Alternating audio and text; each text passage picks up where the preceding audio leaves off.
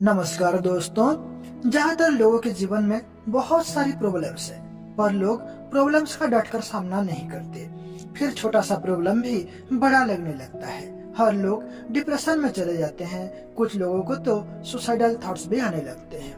तो दोस्तों, इसी समस्या का समाधान आप सभी को इस वीडियो के माध्यम से मिलने वाला है। तो वीडियो को एंड तक जरूर से देखिए और ऐसे ही मोटिवेशनल वीडियोस देखने के लिए चैनल को सब्सक्राइब कर दीजिए और इस वीडियो को भी एक लाइक करके अपने उन दोस्तों के पास शेयर करें जो कि अभी डिप्रेशन में हैं। तो आइए इस कहानी को शुरू करते हैं। एक वक्त की बात है, एक लड़का था जो बहुत दिनों से उदास और डिप्रेस्ड रहने लगा था।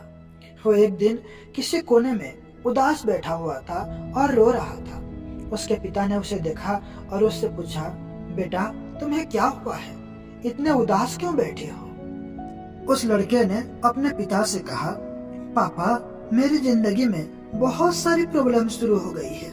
एक प्रॉब्लम खत्म नहीं होती, दूसरी शुरू हो जाती है और इसी वजह से मेरी मेंटल हेल्थ भी खराब हो रही है और मुझे सुसाइडल थॉट्स भी आ रहे हैं।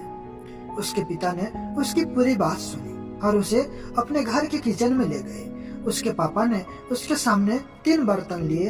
एक बर्तन में उन्होंने एक आलू डाल दिया, दूसरे में अंडे और तीसरे बर्तन में उन्होंने कॉफी बीन्स डाल दी और इन तीनों बर्तन के अंदर उन्होंने थोड़ा थोड़ा पानी डालकर उन्हें स्टोव पर गर्म होने के लिए रख दिया। लड़का ये सब देख रहा था, पर उसे कुछ भी समझ नहीं आया कि उसके पापा ये सब क्या कर रहे हैं। कुछ देर के बाद वो तीनों चीजें, आलू, अंडा और कॉफी बीन्स, पानी में कम्प्लीटली बॉयल हो गए।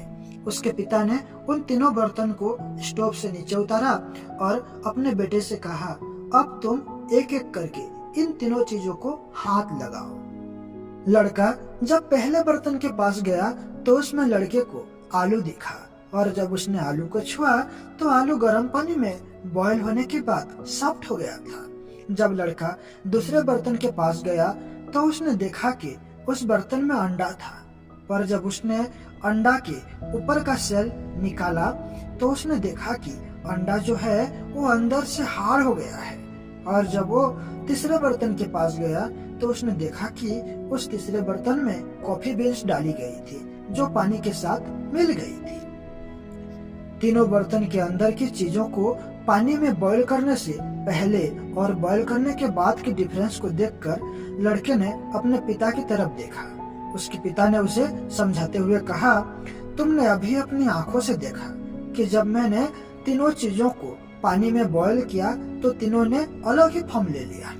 जब मैं पहले बर्तन में आलू को डाला तो आलू बहुत ज्यादा हार्ड था, लेकिन पानी में बॉईल करने के बाद वो सॉफ्ट और कमजोर हो गया। जब मैं दूसरे बर्तन में अंडा को डाला तो अंदर से लिक्विड फॉर्म में था, लेकिन पानी में बॉईल होने के बाद अंडा अंदर से हार्ड हो गया।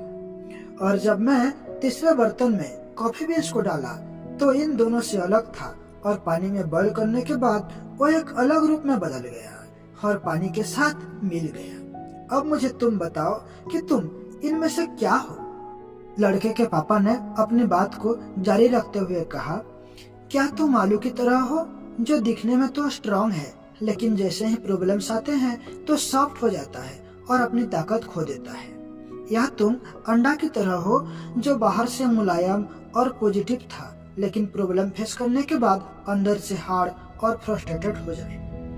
या तुम उन कॉफी बीन्स की तरह हो जो सिचुएशन के हिसाब से उस पानी में मिल जाए और उसे कुछ अलग बना दे? अगर तुम कॉफी बीन्स की तरह बनोगे, फिर तुम्हारी जिंदगी में कितने भी प्रॉब्लम्स आ जाए, तुम खुद को परिस्थिति के अनुसार एडॉप्ट कर लोगे और उस सिचुएशन को अपने हिसाब से बदल दोगे और उस प्रॉब्लम को आसानी से पार कर लोगे।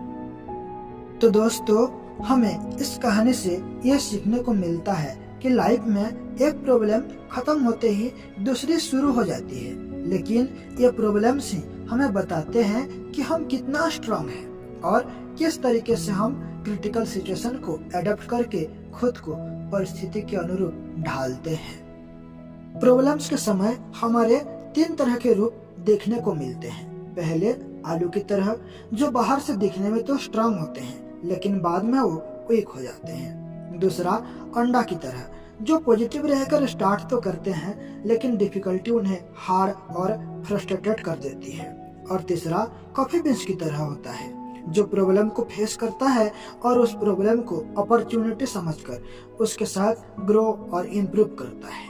ये सारी प्रॉब्लम्स उस उबलते हुए पानी की तरह हैं और उसी उबलता हुआ पानी हमारे चरित्र को दर्शाता है।